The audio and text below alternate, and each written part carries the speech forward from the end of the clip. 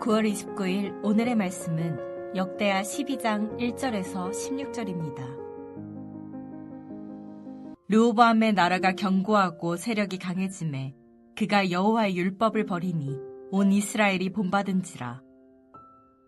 그들이 여호와께 범죄하였으므로 르호보암 왕 제5년에 애굽 왕 시삭이 예루살렘을 치러 올라오니 그에게 병거가 1200대요 마병이 6만 명이며 애굽에서 그와 함께 온 백성 곧 리비아와 숫과 구스 사람이 헤아릴 수 없이 많더라. 시삭이 유다의 견고한 성읍들을 빼앗고 예루살렘에 이르니 그때 유다 방백들이 시삭의 일로 예루살렘에 모였는지라. 선지자 스마야가 르호보암과 방백들에게 나아와 이르되 여호와께서 이같이 말씀하시기를 너희가 나를 버렸으므로 나도 너희를 버려 시삭의 손에 넘겨노라 하셨다 한지라.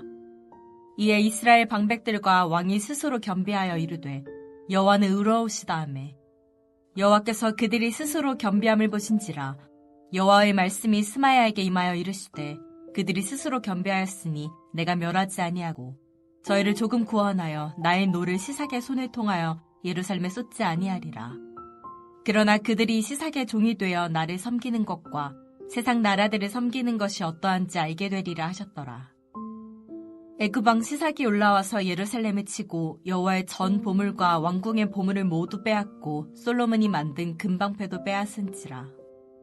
르호보암 왕이 그 대신에 노스로 방패를 만들어 국문을 지키는 경호 책임자들의 손에 맡기매 왕이 여호와의 전에 들어갈 때마다 경호하는 자가 그 방패를 들고 갔다가 경호실로 도로 가져갔더라. 르호보암이 스스로 겸비하였고 유다의 선한 일도 있으므로 여호와께서 노를 돌이키사 다 멸하지 아니하셨더라. 르호보암 왕은 예루살렘에서 스스로 세력을 굳게 하여 다스리니라. 르호보암이 왕위에 오를 때에 나이가 41세라. 예루살렘 곧 여호와께서 이스라엘의 모든 지파 중에서 택하여 그의 이름을 두신 성에서 17년 동안 다스리니라. 르호보암의 어머니의 이름은 나아마요 암몬 여인이더라. 르호보암이 악을 행하였으니 이는 그가 여호와를 구하는 마음을 굳게 하지 아니함이었더라. 르호보암의 처음부터 끝까지 행적은 선지자 스마야와 선견자 iddo의 족보책에 기록되지 아니하였느냐. 르호보암과 여로보암 사이에 항상 전쟁이 있으니라. 르호보암이 그의 조상들과 함께 누움에 다윗성에 장사되고 그의 아들 아비야가 그를 대신하여 왕이 되니라.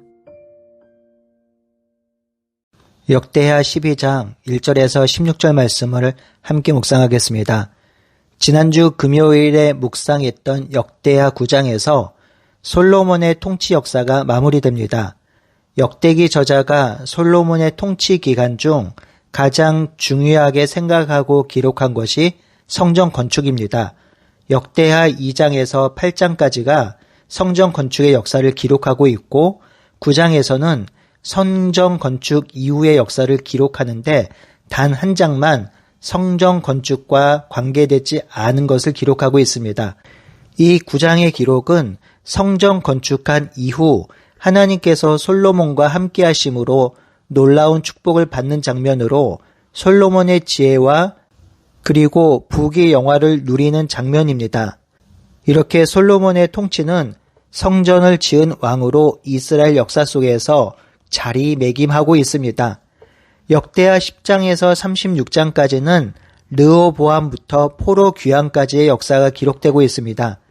역대기 저자는 죄의 누적에 대해서만 기록하는 것이 아니라 즉각적인 하나님의 인과 응보의 관점에서 이 단락을 기록하고 있습니다. 토요일 본문인 10장과 주일 본문인 11장의 내용을 간단히 살펴보고 오늘 본문을 묵상하는 것이 본문 이해에 도움이 될 것 같습니다. 역대하 10장 1절에서 19절은 통일왕국의 분열을 기록합니다. 역대하에 기록된 왕국의 분열의 역사는 열왕기서의 기록과 같습니다. 이 말의 의미는 역대기서나 열왕기서 모두 역사적 사실에 기반하여 이 성경을 기록하고 있다는 말이지요. 하지만 이 역사를 보는 관점, 즉 이 역사가 일어난 원인과 이 역사로 생긴 결과에 대한 해석은 다릅니다. 이런 관점에서 역대기서와 열왕기서의 차이점이 드러나는 것이지요. 역대하 10장에 등장하는 솔로몬의 아들 르호보암은 세겜에서 북쪽 지파의 지지를 얻으려고 그리고 왕권을 확립하려고 합니다. 이에 북쪽의 10지파는 르호보암에게 솔로몬이 무리한 건축을 함으로 백성들이 큰 공경과 어려움에 빠졌기 때문에 부역과 노동을 경감시켜달라고 요청합니다. 하지만 르호보암은 이 백성들의 요구에 응하지 아니하고 오히려 강도 높은 부역과 노동을 시킵니다. 이러한 일은 하나님께서 증오하시는 일입니다. 하나님은 이스라엘 백성을 종에서 해방시켜 하나님 나라인 가나안 땅을 선물로 주셨습니다. 이 땅에서는 하나님이 왕이시며 하나님의 말씀대로 나라를 다스림으로 고와 과부, 나그네가 가난하지 않게 살며 법적으로 보호를 받으며 살도록 하셨습니다. 모두 다 하나님 나라 안에서 자유민으로 살게 하셨죠. 그런데 안타까운 것은 하나님 나라의 왕이 주변 나라들처럼 강대하게 되고자 백성들을 종으로 부리며 그들의 노동력을 착취하고 있습니다. 이러한 일은 애굽 시대에 경험했던 일이지요. 이 일로 인해서 이스라엘은 북이스라엘과 남유다로 분열되었습니다. 역대하 11장은 나라가 남과 북으로 분열된 이후 남유다를 다스리는 르호보암의 통치를 기록하고 있습니다. 흥미로운 사실은 열왕기서에는 르호보암의 통치를 전적으로 부정적인 평가를 했지만 역대하에서는 르호보암의 통치에 대해서 부정적인 평가와 더불어 긍정적인 평가도 합니다. 바로 하나님 앞에 겸비하여 회개한 부분을 강조하고 있지요. 역대하 11장 1절에서 4절은 스마야가 르호보암에게 여호와의 말씀을 전합니다. 11장 5절에서 12절은 르호보암이 방비하는 성읍을 건축한 사건이 기록되고 있지요. 이러한 기록은 열왕기서에는 없습니다. 르호보암은 베들레헴과 에담과 드고와 벳슬과 소고와 아둘람 등의 성읍을 건축하고 견고하게 했습니다. 하지만 이러한 노력이 별 의미 없는 결과를 야기했다고 기록하지요. 왜냐하면 르호보암이 여호와의 말씀을 지키지 않았기 때문입니다. 11장 13절에서 17절은 제사장들과 레위 사람들이 유다로 돌아오는 사건이 기록되어 있는데요. 여로보암과 그의 아들들이 제사장 역할을 하지 못했기에 이들이 유다로 모였던 것으로 이해할 수 있습니다. 여로보암은 북쪽의 여러 산당과 순염소와 우상과 송아지를 만들었습니다. 이제 역대하 12장 말씀을 간단히 살펴보겠습니다. 오늘 본문은 크게 세 단락으로 나누어 볼 수 있습니다. 첫째 단락 1절에서 12절은 시삭의 침입과 유다의 회개 그리고 하나님의 응답이고요. 둘째 단락 13절에서 16절은 르호보암의 죽음과 평가입니다. 오늘은 시간 관계상 첫째 단락 1절에서 12절 본문만 살펴보겠습니다. 첫째 단락 1절에서 12절 시삭의 침입과 회개 그리고 하나님의 응답이죠. 1절에 르호보암의 나라가 견고하고 세력이 강해짐에 그가 여호와의 율법을 버렸다고 기록합니다. 이는 이스라엘 백성 왕의 전형적인 모습입니다. 이러한 모습은 사사 시대로부터 그치질 않습니다. 이스라엘 백성과 왕들은 먹고 살만하면 하나님을 등집니다. 그리고 하나님은 그들을 다시 살리기 위해서 이방 족속을 통해서 이스라엘 백성을 공격하십니다. 오늘 본문 2절에 보면 르호보암 왕 제5년에 애굽 왕 시삭이 예루살렘을 치러 왔다고 기록하지요. 3절에 보면 엄청난 군사력으로 남유다를 공격했다고 기록하고 있고요. 결국 시삭은 유다의 견고한 성읍을 빼앗고 예루살렘에 이르렀습니다. 이 일로 인해 유다 방백들이 시삭의 일로 예루살렘에 모였습니다. 이때 선지자 스마야가 르호보암과 방백들에게 여호와의 말씀을 전합니다. 너희가 나를 버렸기 때문에 시삭의 손에 넘겼다라는 말씀을 전하지요. 이 말씀을 들은 백성들은 스스로 겸비하여졌습니다. 그리고 하나님께 기도를 합니다. 여호와는 의로우시도다 하였고 여호와 하나님은 그들이 스스로 겸비함을 보시고 내가 그들을 완전히 멸하지 않고 조금 구원하여 나의 노를 시삭의 손을 통하여 예루살렘에 쏟지 아니하겠다고 말씀하십니다. 이 본문에서 회개의 중요한 요소를 말해주고 있습니다. 회개의 가장 중요한 요소는 겸비한 것입니다. 하나님의 왕되심을 인정하고 낮아지는 것입니다. 이 겸비함의 반대가 바로 교만이고요. 이 교만의 핵심은 하나님의 왕되심, 그리스도의 주되심을 거부하고 내가 왕으로, 내가 주인으로 사는 것입니다. 르호보암과 방백들은 자신들이 주도적으로 나라를 다스림으로 강대한 나라를 만들 수 있을 것이라 생각했는데 그것은 오산입니다. 잘못 생각한 것이죠. 하나님을 의뢰하지 않고 의지하지 않으면 애굽 왕 시삭에게도 멸망당할 수 있는 나라가 바로 이스라엘입니다. 다행히도 르호보암과 방백들은 이 사실을 빨리 깨닫고 하나님께 겸비함으로 나아갑니다. 성도 여러분, 우리도 별반 다르지 않습니다. 우리 인생, 우리가 책임지고 내 마음대로 살아갈 수 있을 것 같아서 내가 주인 되고 내가 왕이 되어 살아가는 경우가 있는데요. 그렇게 살 때 우리는 이 땅을 제대로 온전히 살 수가 없습니다. 내일 일도 알지 못하며 한 치 앞도 모르는 내가 내 인생 책임지고 운행한다는 것은 어리석은 일이지요.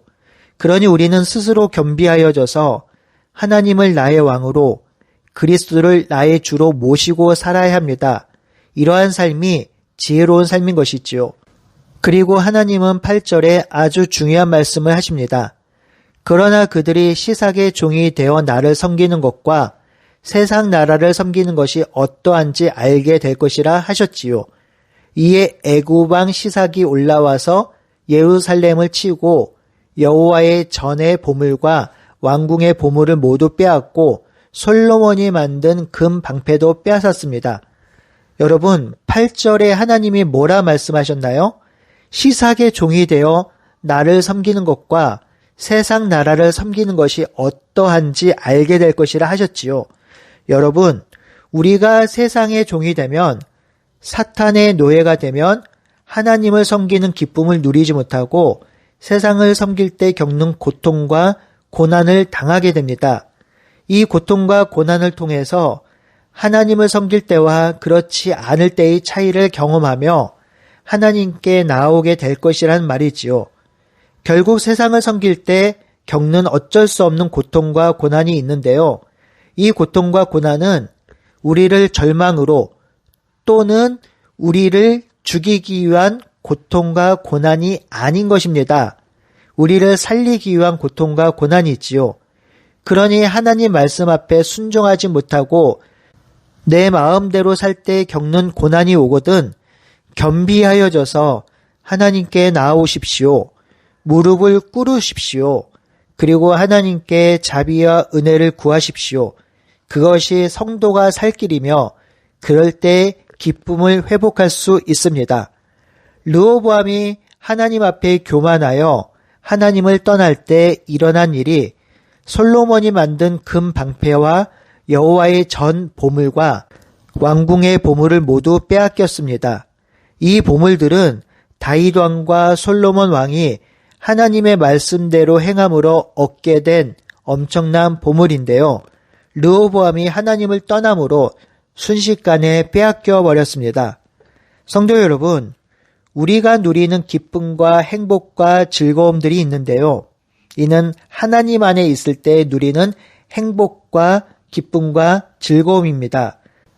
하나님 밖으로 나가면요, 우리가 누리는 이 기쁨과 즐거움과 행복을 빼앗깁니다. 이것은 모두 하나님으로부터 기인한 것인데요. 하나님을 왕으로 모실 때 누리는 기쁨인데 이 행복의 근원이신 하나님을 놓치면 결국 우리는 참된 기쁨을 누릴 수 없다는 사실을 꼭 기억해야 합니다. 우리는 이 본문을 읽을 때 항상 염두에 둘 것이 포로에서 돌아온 백성들이 역대기를 읽었다는 것입니다.